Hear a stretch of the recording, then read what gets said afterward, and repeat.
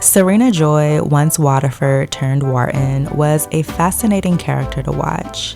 She often reminded me of Betty Draper from Mad Men in the sense that sometimes it felt like she didn't really all the way believe her beliefs, but was rather putting on a performance, a play, for the men and everyone else because that's what she needed to do to maintain her elevated position in society as a commander's wife.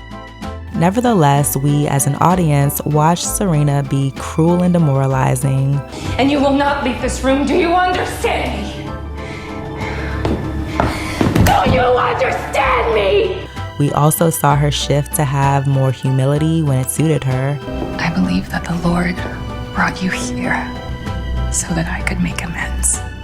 We also saw that she too is a flawed human being and is susceptible to the fantasies that men can create for us, thus making the same old mistakes when she believed that her new husband would be any different from her last. This woman was a true chameleon, but more than that, Serena Joy is a great recent fictional example of the dangers of internalized patriarchy. Throughout the 6 seasons of The Handmaid's Tale, Serena Joy's character arc is like a roller coaster. It goes up and down and around and back down. Just when you want to trust her and believe that she's an ally, she shows you that you can't. Just when you think she's changed for the better, she proves that she's still the same. Serena obviously has some major internal conflict, not just with June, but within. But was she always that way?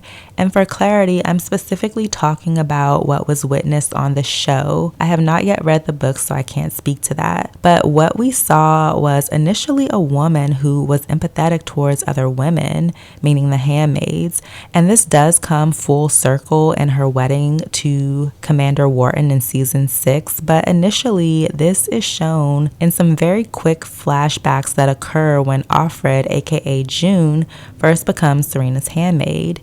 If you blink, you'll miss it, but Serena is kind back then and, well, human at the onset of their relationship.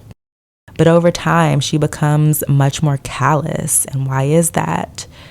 The viewer can only speculate that as time passed by in Gilead, and Serena, who was once an accomplished and influential, albeit controversial writer before, while in Gilead, she can be none of those things. She can only be Fred's wife, a knitting enthusiast who loves gardening her husband and the Lord. And this box that she's both knowingly and unknowingly placed herself in becomes so suffocating and oppressive that her only wield of power is to align herself with the men, resulting in her lashing out at the women beneath her and also trying to cease any threats to her very unstable throne. And yes, her throne is very unstable. When Commander Waterford dies, or rather is ripped apart and bludgeoned to death, and Serena is left a pregnant widow, this is the perfect visual example of a woman once high on a pedestal being knocked right off it. Once the power source she aligned herself to and relied on is gone. In season 5, we see how Serena is ironically turned into a pseudo-handmaid under the watch of the Wheelers when Fred is no longer around to protect her. But this was not the only time that it's shown that her false throne is built on sand. There are multiple examples of her being knocked off that commander's wife pedestal by her very own husband, Fred. Remember when Fred had her pinky finger cut off for reading the Bible in front of the other commanders, which is a violation of Gilead law. Women can't read there.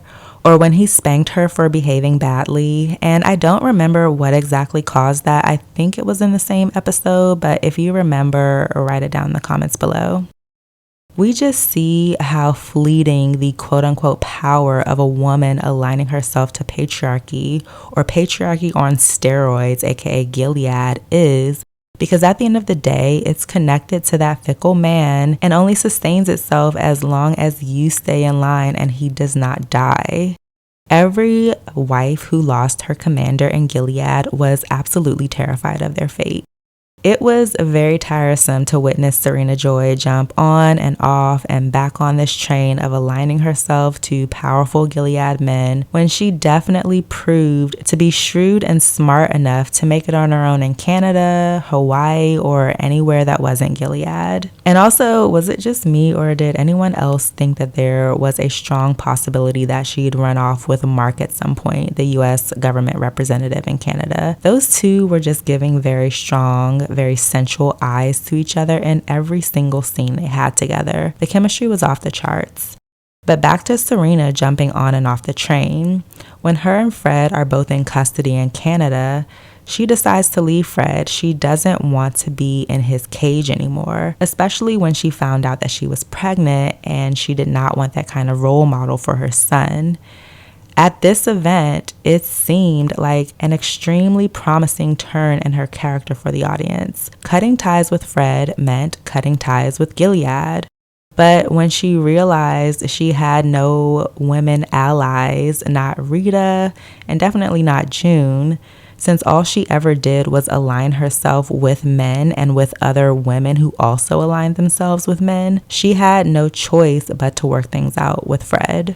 Then we also can't forget, after Fred is assassinated by June and her tribe, Serena desperately tries to align herself with another powerful Gilead man who's also widowed, Commander Lawrence. She makes a fool of herself when she pitches the idea that they get married and he turns her down. And again, after that, Serena's off the train, becomes all zen when I can do this on my own again. In season 6, we witness Serena Joy get back on that train when she's swept off her feet by Commander Wharton. She unsurprisingly concedes, not even thinking that she's likely giving up her own purpose of running this new fertility center by becoming a commander's wife again. The two marry fast, and boom, right after her wedding, she finds herself entrapped yet again, believing his words that he'd be different. Serena, although very narcissistic, is a smart and powerful character, and yet, despite her high status, grace, and intelligence, still as a woman deeply ingrained in patriarchal society, finds herself completely marginalized and denied of any type of autonomy. Throughout the series, we see her often struggle with the hypocrisy of Gilead, meaning that she was also struggling with the hypocrisy within herself.